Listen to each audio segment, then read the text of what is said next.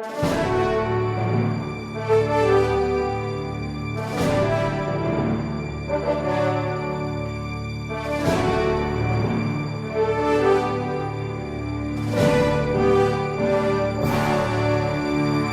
nome do Pai, do Filho e do Espírito Santo.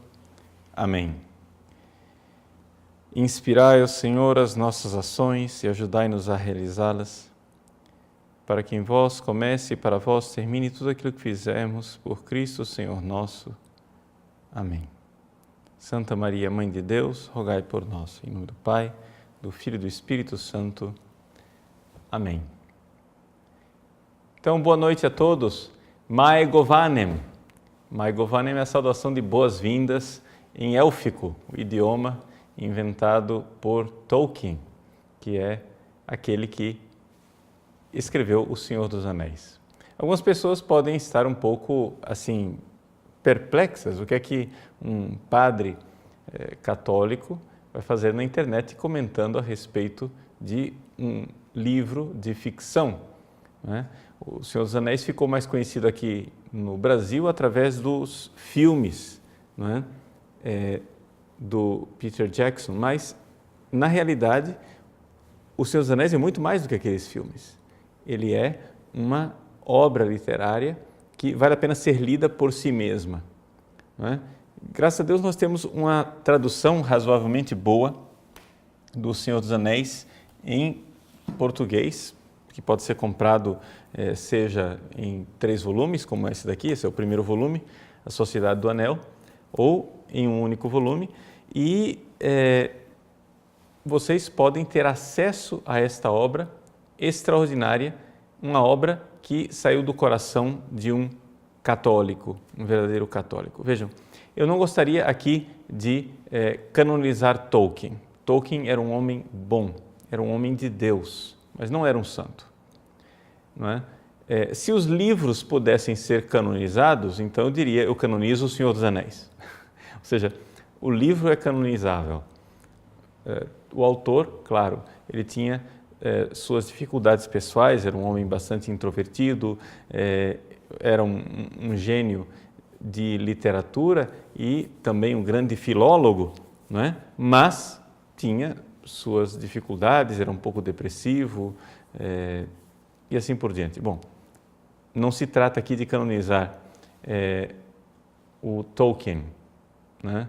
O John R.R. Tolkien. Trata-se de notar que O Senhor dos Anéis é uma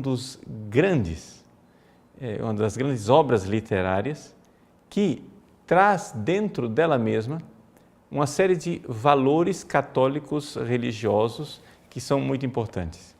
E por isso eu gostaria de chamar a atenção para este aspecto do livro. Assim, falando muito brevemente de quem é o seu autor, não é? Tolkien, ele nasceu na África do Sul. O seu pai morreu logo cedo, a mãe ficou viúva, voltou para a Inglaterra e na Inglaterra ela teve que criar os filhos. Ela era católica e educou os filhos na Igreja Católica. Acontece que ela sofria de diabetes, a família dela toda era protestante anglicana e, de alguma forma, para que os filhos não se tornassem anglicanos, ela passou o martírio, digamos assim. Tolkien a considerava realmente como, de alguma forma, uma mártir. Ela passou o martírio de sustentar os seus filhos sozinhas, lavando roupa, para que os filhos não caíssem nas mãos dos parentes anglicanos, porque os parentes anglicanos estavam dispostos a educar as crianças e a dar a essas crianças uma educação católica, uma educação e o sustento desde que eles passassem a ser anglicanos. Ela nunca aceitou isso. Então, ela, por causa do excesso de trabalho, por causa das complicações de diabetes, etc., terminou morrendo. Deixou os filhos órfãos, mas antes de morrer, deixou em testamento que o tutor dos seus filhos seria um padre católico. Então, um padre foi quem educou, quem era o tutor de Tolkien.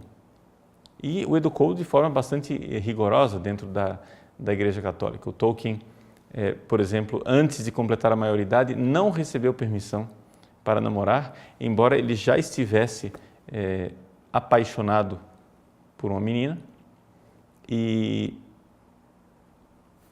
o padre proibiu aquele namoro.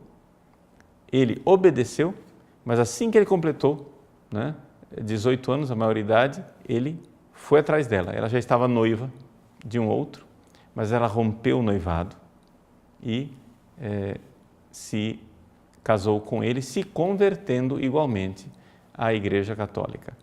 Não é? E assim os filhos de Tolkien foram educados dentro do catolicismo, e um dos filhos do próprio Tolkien foi padre. Então é interessante, ele foi criado por um padre e teve um filho que foi padre. Não é? Então o ambiente católico e a mentalidade católica de Tolkien é inquestionável. Agora, em que sentido O Senhor dos Anéis pode ser considerado um livro católico? Não é? Se nós fôssemos analisar as 4 causas de Aristóteles, não é? Nós poderíamos dizer o seguinte: a causa material, ou seja, o assunto do livro, aquilo que está aqui concretamente, a matéria, não é religioso, não é católico. Não se fala de Deus em nenhum lugar no Senhor dos Anéis. Não é?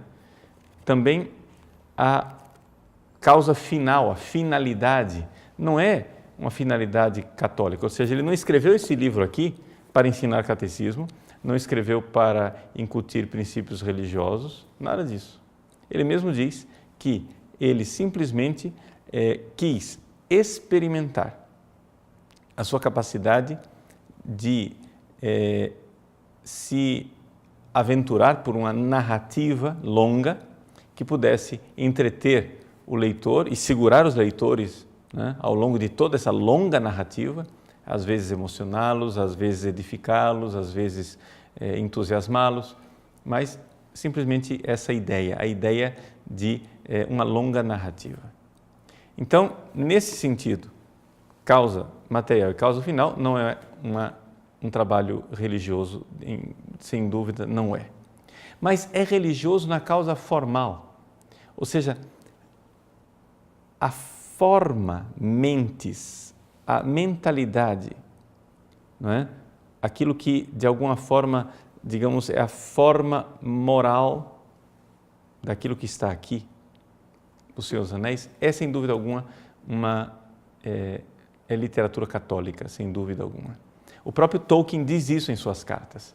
Ele diz que trata-se de um trabalho fundamentalmente para compreender que funciona dentro de um ethos católico, dentro de um ambiente católico. Embora, atenção, ele negue explicitamente que se trate de uma alegoria. Isso é uma das grandes diferenças entre Tolkien e Lewis.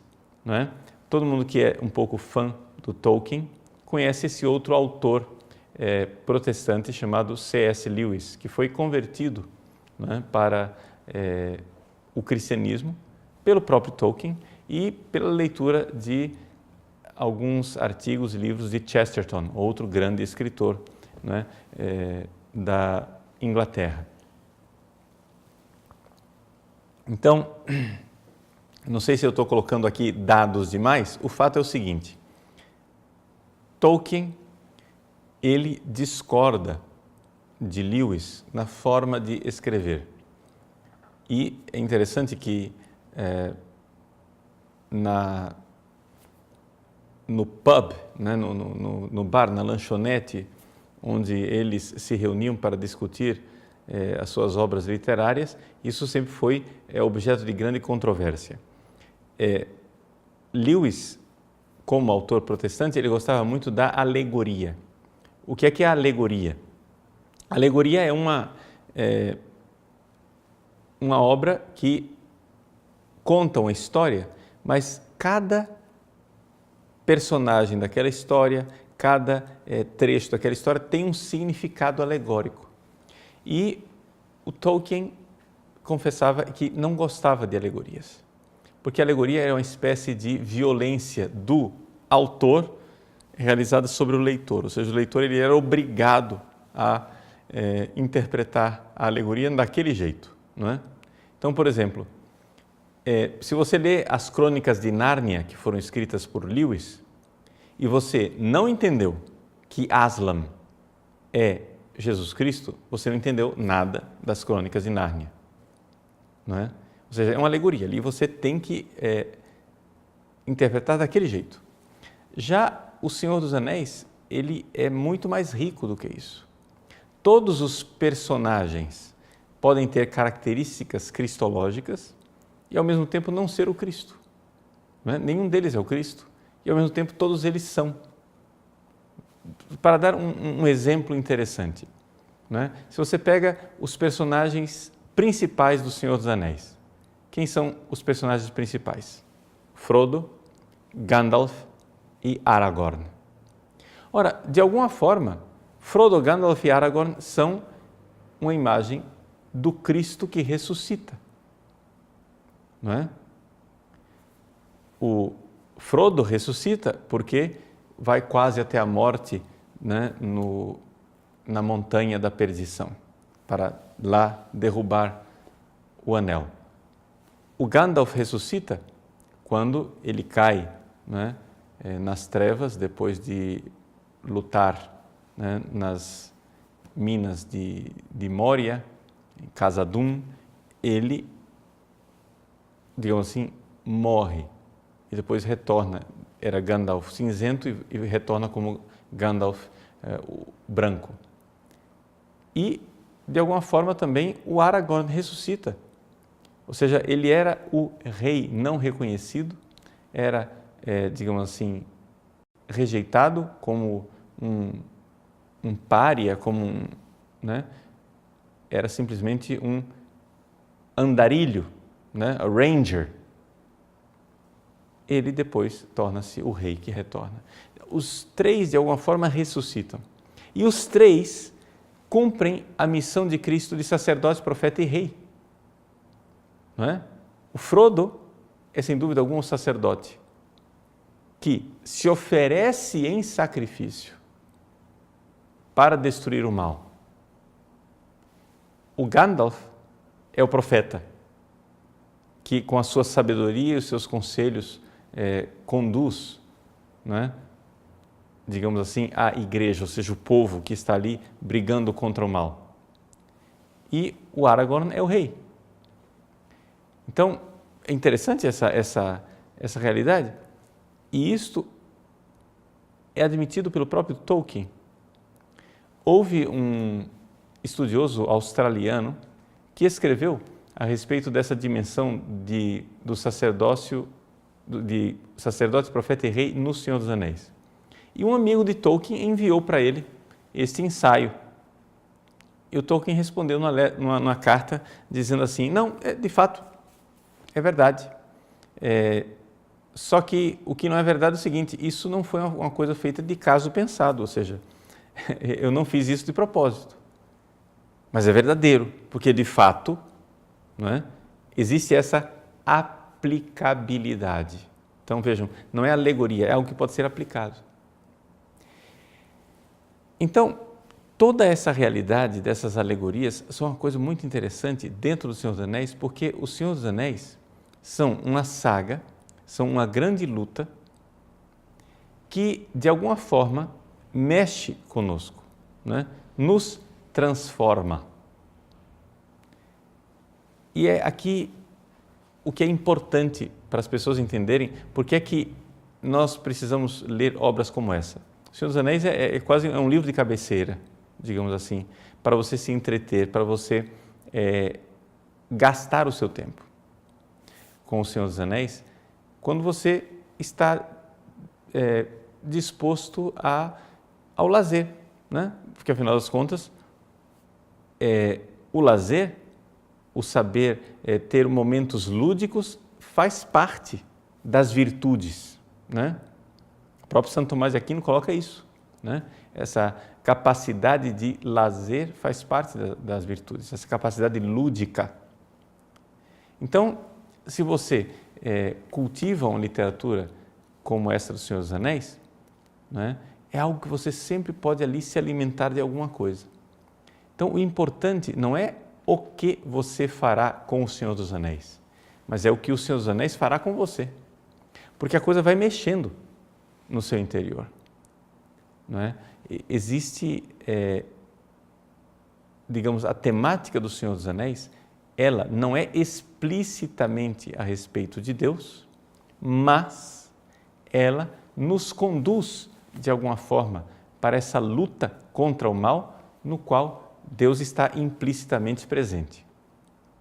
Se a gente pudesse dizer qual é o personagem principal do Senhor dos Anéis, sem dúvida alguma, nós deveríamos dizer o personagem principal do Senhor dos Anéis é Deus. Você vai dizer, mas padre, em momento algum Tolkien fala de Deus. Sim, e isso foi de caso pensado. Nas cartas dele, ele diz que ele não pensava de forma alguma em falar de Deus, e ele fez questão de, durante toda a obra, tirar todo tipo de religiosidade explícita que pudesse aparecer. O que há no Senhor dos Anéis é um mundo fictício, pré-cristão, não é? Em que, de alguma forma, nós estamos sendo preparados para Cristo. E você vai dizer, mas por que eu não sou preparado para Cristo na catequese? Somente, basta. Não, porque Deus nos prepara de várias formas diferentes.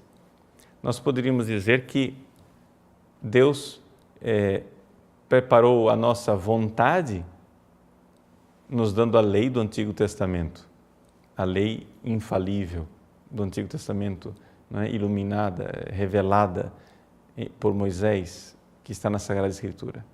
Mas Deus também nos preparou para Cristo, não somente na vontade da lei, mas também na inteligência, através da filosofia grega. E não somente na inteligência, mas também nas nossas paixões e os nossos sentimentos, através dos mitos.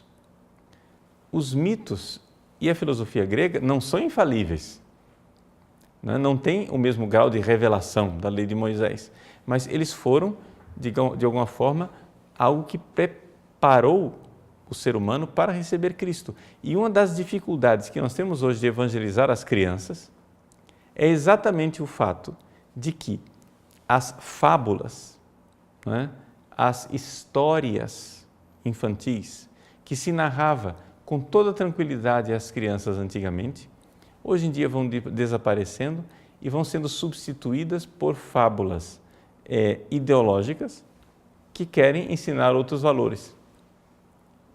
Então, é importante você lembrar o seguinte, que para você evangelizar uma pessoa, para você pôr o conteúdo do evangelho dentro da pessoa, é necessário que exista dentro dela, como que, se a gente fosse comparar a alma humana com uma casa, é necessário que haja os cômodos.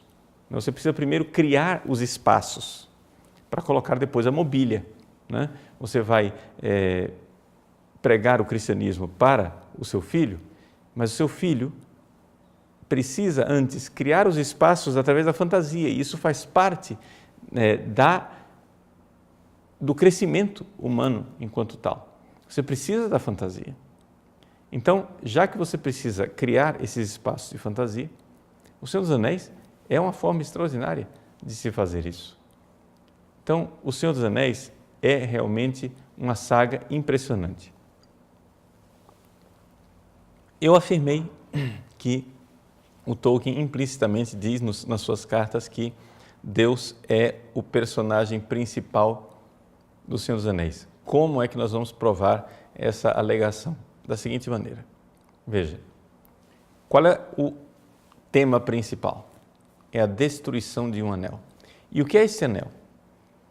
O que é esse tal desse anel da invisibilidade, não é, que precisa ser destruído no Monte da Perdição? Esse anel da invisibilidade é, digamos, a tentação e a capacidade do ser humano de se colocar no lugar de Deus. Digamos assim que existem duas ações, duas formas de agir dentro do Senhor dos Anéis. Existem aquelas pessoas que em contato com a realidade, com os fatos, com a verdade expressa no mundo real, deixam transformar a sua alma. Então, é a verdade que está lá que vai transformando a minha alma. E existe outra forma de ação que é, ao invés de eu deixar que a minha alma seja transformada, eu querer transformar a verdade e manipulá-la e pervertê-la. No Senhor dos Anéis, os elfos, eles têm esse primeiro tipo de ação, essa ação benigna, da bondade. Vejam que os elfos, né, em Valfenda, eles cantam, eles têm arte, eles são artistas. E o que é o artista? O artista é usando a linguagem de Tolkien, é um co-criador, é alguém que está criando, mas está criando junto com Deus, ou seja, ele está obedecendo às normas da criação para fazer as coisas. Então, quando os elfos fazem aquelas canções, fazem aquelas músicas que mexem na alma, aquilo lá transforma a pessoa. A poesia, a arte é capaz de mudar o coração da pessoa. Já ao contrário, quando você tem os orques, Saruman e Companhia Limitada, que são pessoas que não querem transformar a sua alma, querem, ao contrário, querem mudar, torcer, deformar e transformar a realidade naquilo que eles querem. Essa mentalidade que, no fundo, é a mentalidade revolucionária, não é? Essas duas realidades, uma forma boa de agir, que é essa do obediente à verdade da criação, que quando cria não distorce, mas cria obedecendo, é um co-criador. Ele sabe que o criador principal é um outro, mas ele é o co-criador, ele está fazendo junto. E do outro lado, você tem aqueles que querem perverter a realidade num ato de revolta. Ora, o anel do poder é exatamente esse tipo de ação.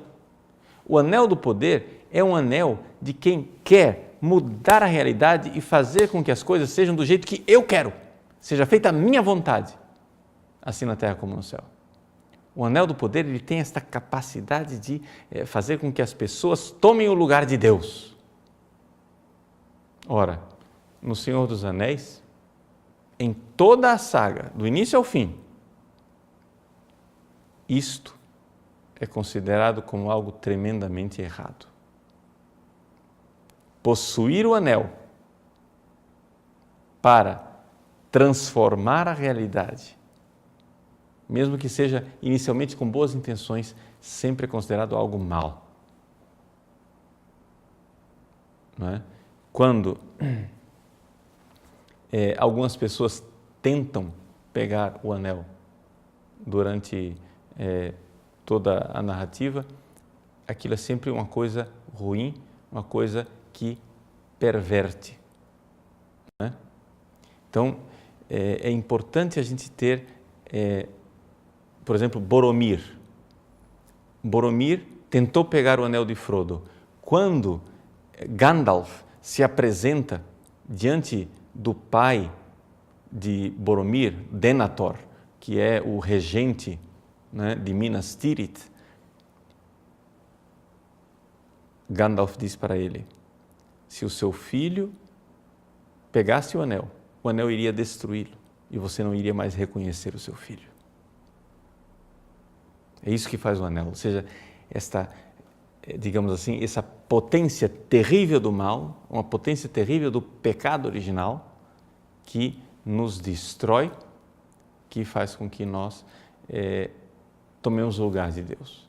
Então, isto está lá. O que existe no Senhor dos Anéis, digamos assim, é uma religião natural, ou seja, uma religião da inteligência, onde as pessoas com sabedoria vão enxergando que não podem tomar o lugar de Deus. E em algumas frestas, digamos assim, Tolkien como que abre uma janela para mostrar que tudo isto é simplesmente uma preparação para o evangelho que virá. Por exemplo, na Sociedade do Anel, não é? O primeiro livro, nessa edição da Martins Fontes, que é a que eu tenho, no capítulo chamado A Sombra do Passado, capítulo 2, ele diz assim, Gandalf, falando com Frodo, por trás disso havia algo mais em ação, algo de qualquer desígnio de quem fez o anel. Além de qualquer desígnio de quem fez o anel. Não posso dizer de modo mais direto. Veja, aqui Gandalf está falando às escuras, porque ele sabe, aqui abre um parêntese, né? Dentro, não existe só o Senhor dos Anéis, existe toda a mitologia que está por trás. Para quem não sabe, Gandalf é um dos Maiar, ou seja, para fazer uma comparação com a nossa ideia católica, é como se ele fosse um anjo. Gandalf não é um mago, simplesmente, não. Ele é um ser celeste, não é? Que veio a este mundo para ajudar as pessoas, mas ele não tem permissão de usar poder mágico, a não ser pela palavra, pela persuasão, pela sabedoria, não é? Então, a mágica de Gandalf, ela é sempre muito limitada, não é? Então, por isso ele sabe de coisas que Frodo ali não sabe e ele não pode dizer, não é? Ele diz, não posso dizer de modo mais direto, Bilbo estava designado a encontrar o anel, e não por quem o fez, não por Sauron. Nesse caso, vocês também estavam designados a possuí-lo, e esse pode ser um pensamento encorajador. Ou seja, veja que existe um desígnio, existe uma providência que está ali. Uma providência em ação, existem ações divinas por trás. Por exemplo, quando, num certo ponto, isso ainda no começo, deixa eu ver se eu acho aqui, quando o Frodo chega e diz, que pena que o Bilbo não matou o Gollum. Aí, Gandalf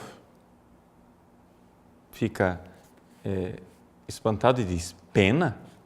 Foi justamente a pena que ele teve, pena e misericórdia. Ou seja, para quem sabe a mitologia, Gandalf, não é? Ele é um Maiar, digamos assim, é um ser espiritual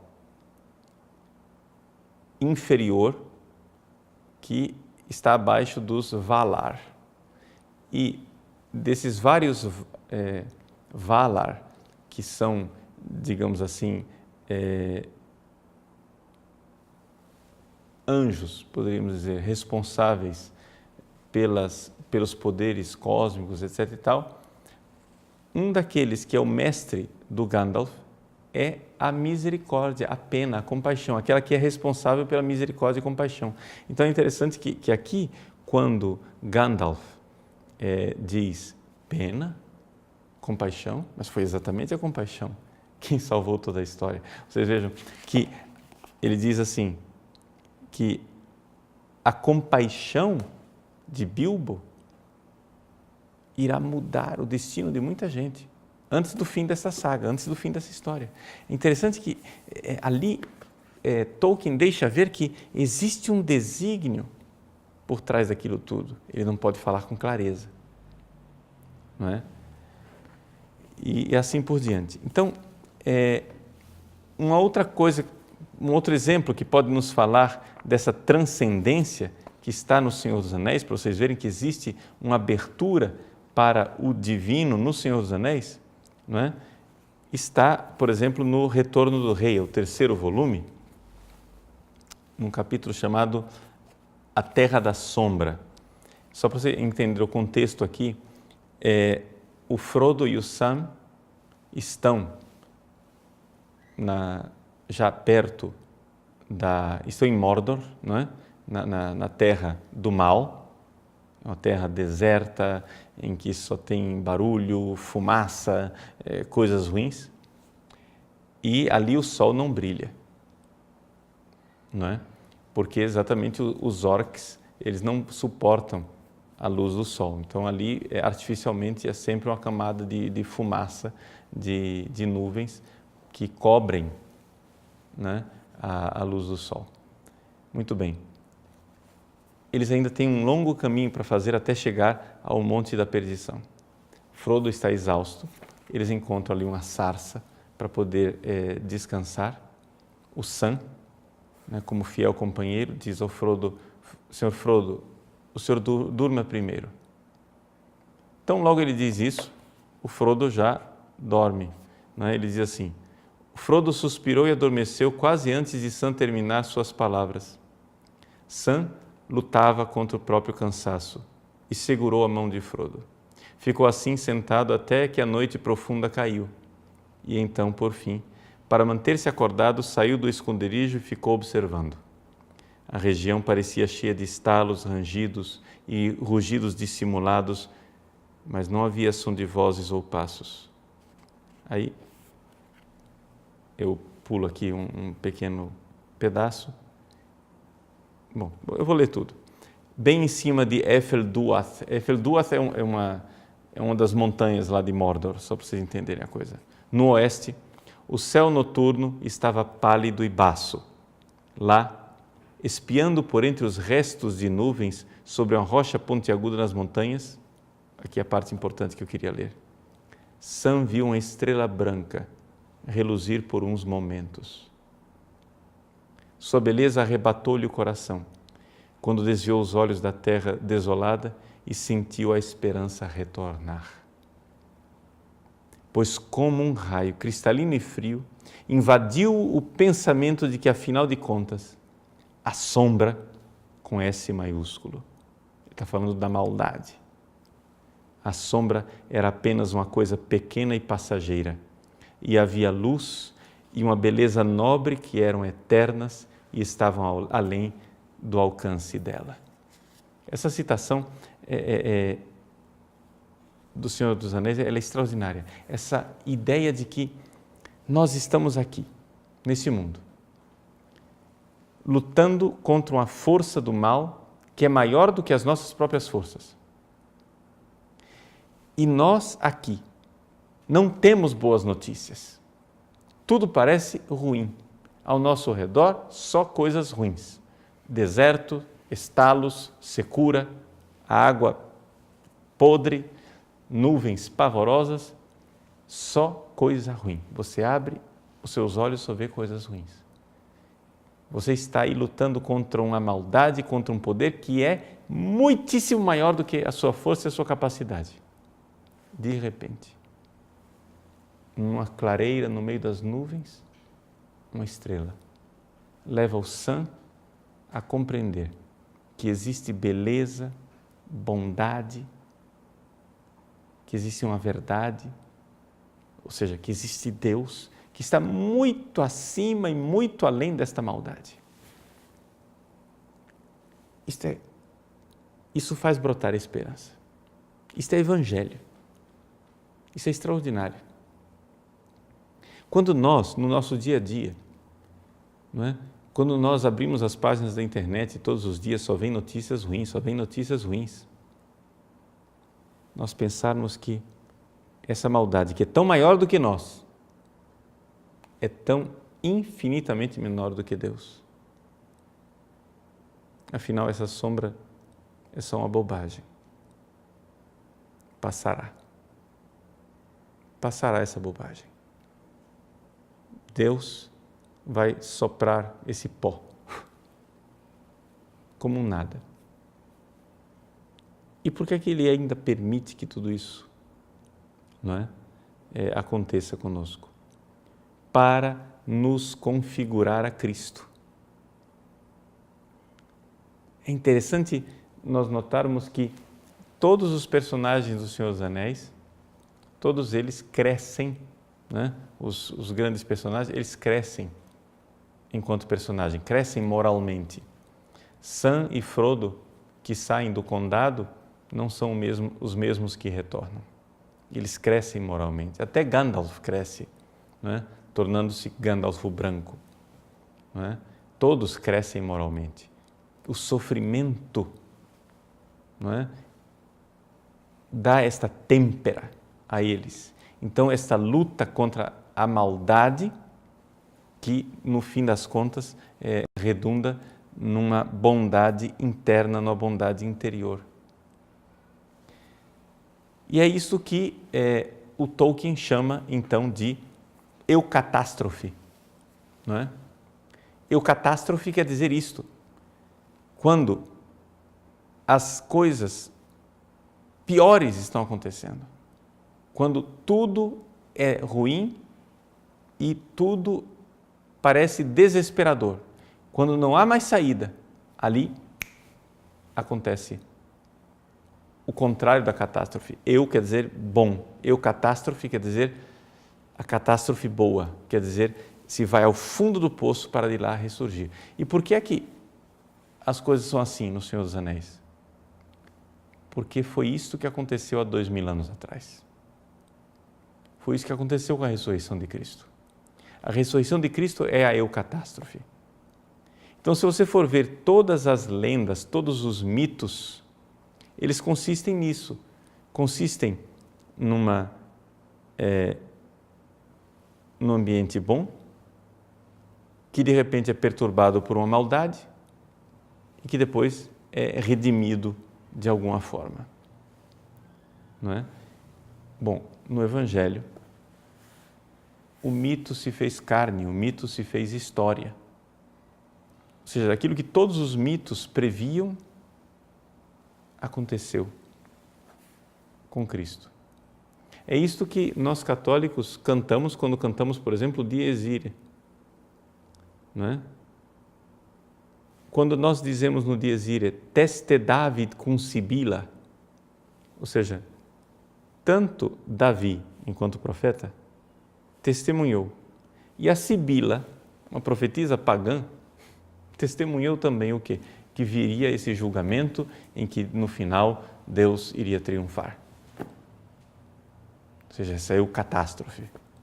Isso já está predito nas Escrituras por revelação divina infalível, mas também está dito, né, nas mitologias humanas de uma forma geral, que são esforço racional humano e desejo da alma humana, paixão humana que deseja o triunfo do bem. Isso estava lá. Isso faz parte. Então, o Senhor dos Anéis tem esta capacidade extraordinária de nos conduzir até o abismo para nos tirar de lá. Se você só quer...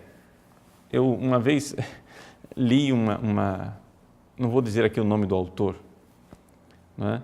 Mas li uma história para crianças, escrito por um autor brasileiro, mas uma história tão idiota, tão imbecil, onde o menino vivia num lugar paradisíaco e lá era tudo tão perfeito, lá não tinha inveja, lá não tinha dor, lá não tinha morte, era tudo tão lindo e era assim do início ao fim o livro. Mas que livro idiota! Ou seja, esse livro não prepara ninguém para nada. Ou seja, um livro para ele te fazer bem, não é? Literariamente falando e espiritualmente falando, ele deve de alguma forma te conduzir ao inferno e te trazer de volta. Ou seja, o livro ele tem essa capacidade, não é, de cura espiritual, diria até, em nós, quando ele te leva para uma tragédia e te traz de volta. Não é? É uma das razões pelas quais, por exemplo, Mozart, enquanto música, é algo extremamente saudável. Por quê? Porque Mozart te leva ao abismo e te traz de volta. Enquanto, por exemplo, você pega autores como Chopin, ou então Schubert, ou Debussy, Companhia Limitada, nem sempre, ou seja, Debussy sem dúvida e Chopin, eles não te conseguem trazer de volta, não é? Schubert às vezes, mas Beethoven também às vezes. Mas acontece o seguinte, eles te levam no abismo e às vezes te largam lá, te deixam na tristeza. Enquanto aquilo que é, digamos, o natural dentro da lógica humana é exatamente que haja uma situação harmônica que é rompida pelo pecado original, né? Pelo pecado humano, pela maldade, pelo diabo, pela desgraça e depois a redenção. Toda a história é isto, né? A história da humanidade é assim. Então, quando você ouve uma história e a história não terminou bem, é porque a história não terminou. Quando você assiste esses filmes europeus, deprimentes, onde só acontece uma coisa ruim depois da outra, e de repente, no meio daquela confusão e daquela desgraça, começa a passar as letrinhas, porque o filme acabou, você diz, bom, eu quero meu dinheiro de volta. Eu quero meu dinheiro de volta. Como que acaba um filme assim? O filme não pode acabar mal. Por quê? Porque isto faz parte, não é, da lei, da realidade. A nossa mente ela é montada para a realidade. Deus vencerá. Então, se você só consegue olhar para a sua vida e ver coisas deprimentes, só consegue ver catástrofe, mas não consegue esperar a eucatástrofe, ou seja, a virada e o triunfo final de Deus, é porque existe alguma coisa errada com você espiritualmente. Você é um desesperado, você não tem a virtude da esperança. Não é? Você não é capaz, como Sam, de ver aquela estrela lá, nas nuvens. E que acima, muito acima dessa maldade, existe uma beleza transcendente, que é superior, eterna, e essas nuvens, essas porcarias aqui que o Sauron está fazendo aqui na Terra, não são capazes sequer de mexer com a beleza transcendente criada por Deus. Então, é por isso que o Senhor dos Anéis é fascinante. Não é? Eu falei bastante, vamos fazer um intervalozinho e voltar, né, bem rapidamente, para dar oportunidade de vocês fazerem algumas perguntas também. Tá?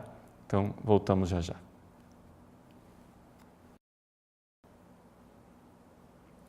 Muito bem, nós retornamos então para responder algumas perguntas de vocês, na medida do possível, né? Como eu não é que eu seja especialista em Senhor dos Anéis, eu sou somente um fã que leu bastante coisa. Se vocês quiserem um especialista, um livro em português de um especialista, é o livro do Dr. Ives Gandra Martins Filho, né? Que é filho do famoso Ives Gandra, o Ives Gandra Filho, ele é membro do Opus Dei e escreveu esse livro, O Mundo do Senhor dos Anéis, Vida e Obra de J.R.R. Tolkien. Esse livro aqui foi o que me introduziu, digamos assim, de forma bastante resumida e articulada, não é? No mundo realmente do Senhor dos Anéis. É interessante adquirir esse livro do Ives Gandra. Na verdade, o Ives Gandra não foi com o Ives Gandra que eu conheci o Senhor dos Anéis. Eu conheci o Senhor dos Anéis com um padre americano, amigo meu, que me introduziu nesse mundo. E aí depois eu procurando literatura a respeito disso, encontrei esse livro do Ives Gandra, que me introduziu, digamos assim, de forma didática, pedagógica e articulada, né? E depois, claro, a leitura dos livros em si. Tá?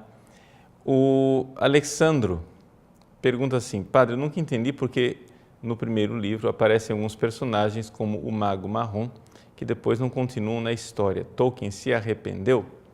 Olha, Alexandro, o fato é o seguinte, o Radagast, assim como o Gandalf e o Saruman, eles são esses chamados pelos homens de magos, mas na verdade eles são seres espirituais que já existiam antes e que entraram no mundo criado, entraram na criação material para cumprir uma missão, não é? Então, eles estão no Senhor dos Anéis, mas no Senhor dos Anéis não se explica isso, não é? Para você saber quem eles são, você precisaria então ter acesso, cadê aqui, ao Silmarillion, não é? É o Silmarillion quem, digamos, explica toda a história anterior, porque no Senhor dos Anéis nós estamos aqui no final da Terceira Era. Então, existem milhares e milhares de anos de mitologia antes disso, não é? Onde o Tolkien conta, inclusive, desde a criação. Agora, vejam só, o Silmarillion, é importante notar, o Silmarillion ele foi escrito pelo Tolkien, mas, na verdade, ele foi reformulado em alguns aspectos pelo filho Christopher Tolkien, porque é uma obra póstuma, ele só foi publicado depois, porque o Tolkien não chegou a terminar. Então, na verdade, existe o Senhor dos Anéis, digamos assim, é a ponta do iceberg, né, de todo o mundo ficcional de Tolkien. E o Silmarillion, digamos assim, é quase que esquematicamente aquilo que é a história, a pré-história do Senhor dos Anéis, né? Então, por exemplo, ele começa, né, com o Valakenta, né, que é o relato a respeito dos Valar, que são esses seres superiores, e os Maiar, que são os inferiores, como o Gandalf e o Radagast, né? E ele inicia falando de Deus, é um Deus uno, né? No início, Eru, o único, que no idioma élfico era chamado de Ilúvatar, gerou no seu pensamento os Ainur. E assim por diante, assim ele vai narrando a criação, né, desses anjos. Uma outra pergunta, então, não se trata de Tolkien ter se arrependido, o fato é que ele passou anos e anos escrevendo O Senhor dos Anéis e depois, para escrever o resto dessa mitologia, né, ele deixou esquemas, né, e nunca chegou. Existem os contos inacabados, existe o Silmarillion e assim por diante. É todo mundo, né? Andrea Martins. A mitologia é narrada no próprio Senhor dos Anéis ou em outra obra? Então, como eu disse, é narrada a mitologia em si. A maior parte da mitologia está narrada no Silmarillion, né? E ali é que a gente tem. Mas existe na internet, não é? Na Wikipédia, principalmente em inglês, não é? Um material vasto para você conhecer cada um dos nomes. Então, quando você está lendo O Senhor dos Anéis e aparece um nome, você não sabe qual é a pré-história daquele personagem, então você digita, né, na Wikipédia, ou então existe uma enciclopédia da própria Terra-média também em inglês, você digita lá e conhece todas as coisas, ali você encontra as fontes onde ler e aprofundar, não é? O Fernando Henrique quer saber o seguinte: padre, sou leitor de Chesterton, de Lewis, de Tolkien, e já li O Senhor dos Anéis, O Hobbit, O Silmarillion. O que mais me intriga é a semelhança da mitologia de Tolkien com a fé católica. Fala-se de um único Deus, Eru, dos Valar, que são os anjos, dos elfos, que são seres angélicos e homens. O que o senhor pensa especificamente sobre a traição de Melkor ou Morgoth? Bom, veja, eu não sei dizer se nós poderíamos dizer que os elfos são seres angélicos. Eu acho, assim, é questão de interpretação, né?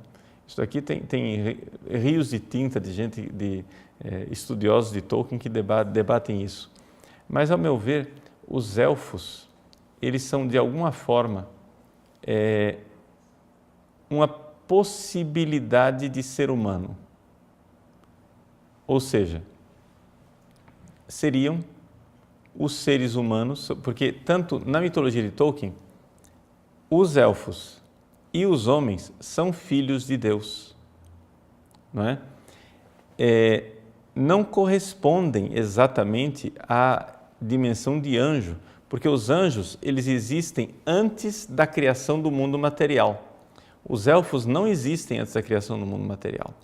Quando tanto os homens como os elfos surgem como filhos de Deus, aquilo é uma surpresa para os próprios Valar, os próprios anjos, entidades angélicas criadas por Deus, ficam surpresos porque Deus, Ilúvatar, não tinha revelado isso para eles. Foi uma surpresa. E os elfos, então, são chamados, logo desde o início, para irem para morar junto com Deus, digamos assim. Não é? Porque eles são seres imortais, então eles deveriam ir para Valinor.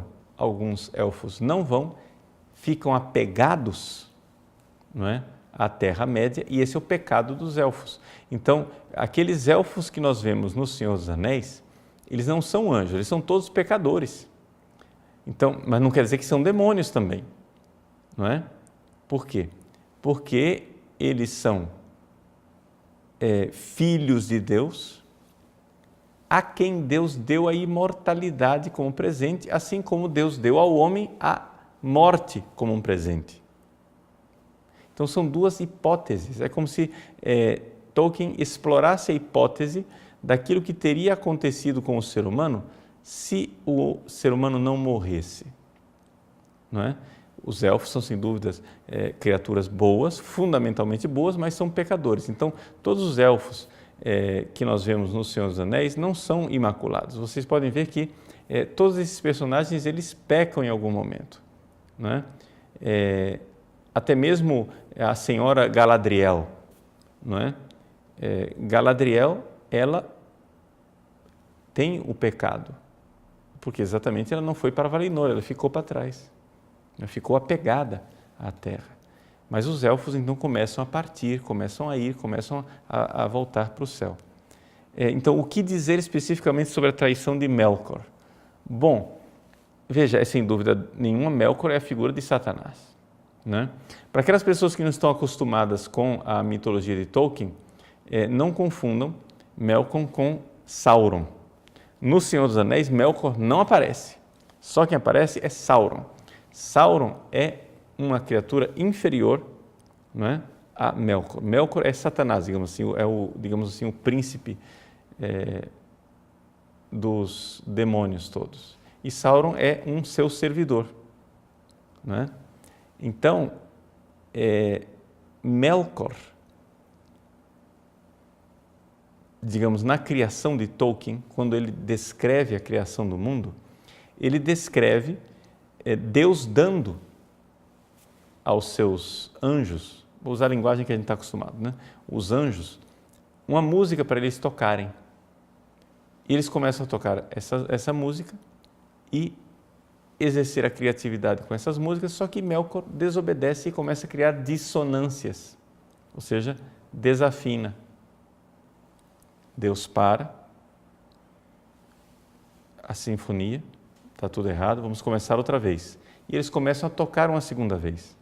Melkor começa a fazer barulho mais uma vez e começa a seduzir, digamos assim, os anjos que estão ao redor, que começam a fazer barulho também.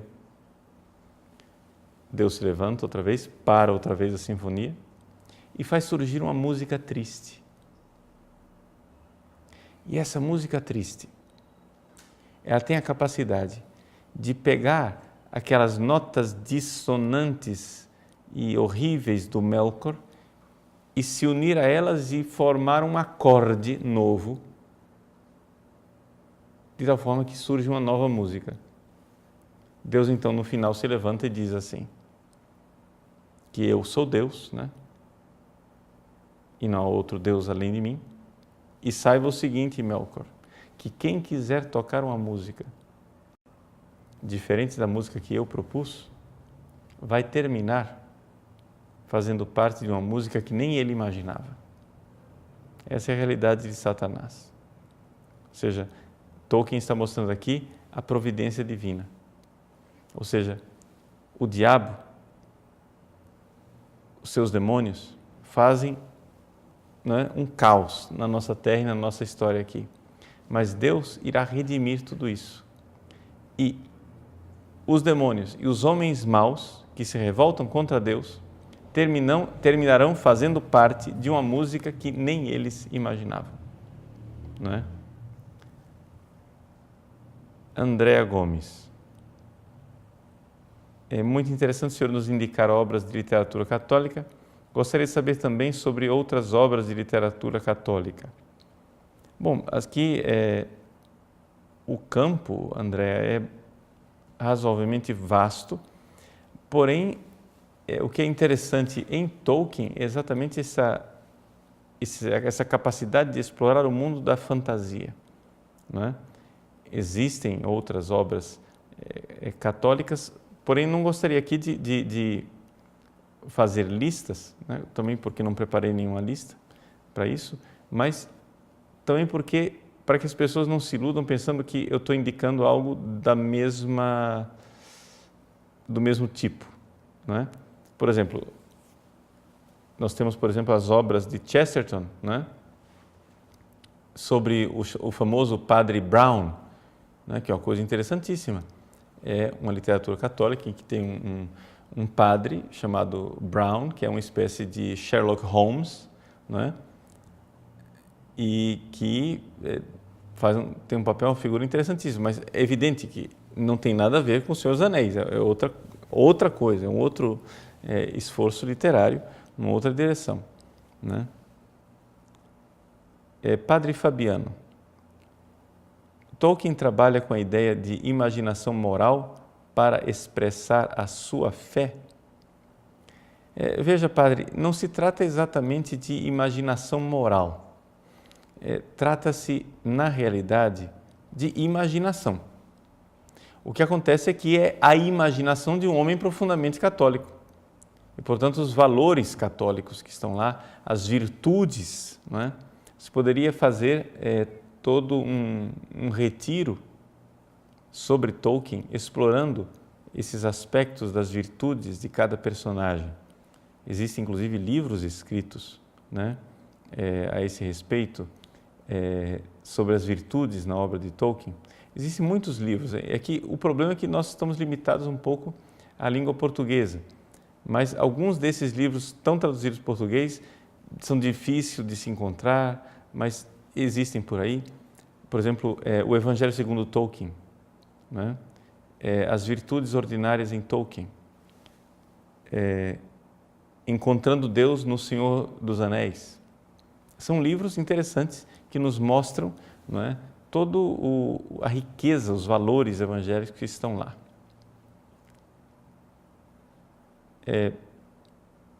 Ronaldo Silva. Boa noite, Padre Paulo. Maria também é simbolizada na trilogia? Existem algumas figuras, assim como Jesus é figurado, mas não é figurado, ou seja, Frodo, Aragorn, Gandalf é Jesus, mas também Sam é Jesus, por exemplo, quando Sam, de alguma forma, carrega também o fardo do anel, ou ajuda a carregar o Frodo nas costas, né, como um sirineu que sobe o Calvário. Maria também é simbolizada, mas atenção, esses personagens não são propriamente Cristo, porque todos eles pecam. É importante nós lembrarmos isso, não há personagens impecáveis no Senhor dos Anéis, não há personagens imaculados no Senhor dos Anéis. Então nenhum deles é realmente Cristo, como Aslan é Cristo nas Crônicas de Nárnia. Então existem alguns personagens marianos, sim, Galadriel é um deles. Mas cuidado, porque Galadriel é uma senhora bonita, porém terrível na sua beleza. Ou seja, ela é sedutora. Ela simboliza de alguma forma a Virgem Maria no sentido que ela vence a prova. O Frodo dá livremente o anel para ela, ela sente a tentação de tornar-se grandiosa com aquele anel e diz, eu devo diminuir. Pronto, ela venceu a prova. Então, venceu a tentação. Nesse sentido, ela, nesse momento, pode simbolizar algo da Virgem Maria. Existe a presença da estrela, né, e da luz da estrela. Quando Galadriel dá a Frodo o frasco, né, que contém uma luz, essa luz é a luz de Elbereth Gilthoniel, Elbereth Gilthoniel é a estrela d'alva, por assim dizer, que é um símbolo mariano, não é? Na verdade, ela não é propriamente Maria, porque a luz de Elbereth Gilthoniel está ligada